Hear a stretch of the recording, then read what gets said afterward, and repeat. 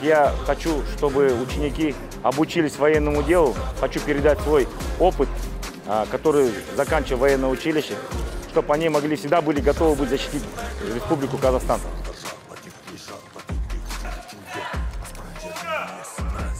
Мой дед сам воевал, прошел Великую Отечественную войну, капитаном с 2 ранениями. И защищали они нашу страну. Если бы не наши деды, то бы, наверное, нас здесь не было бы живых. Наше государство само миролюбивое, мы никогда не нападем, но защитить мы обязаны.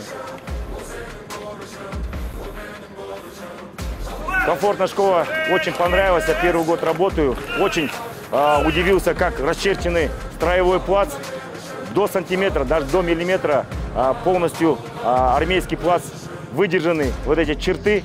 Очень удобно, весь класс помещается. Хочу поздравить всех мужчин, наше подрастающее поколение, своих учеников с наступающим праздником, Днем Защитника Отечества 7 мая, чтобы действительно они выросли настоящими мужчинами,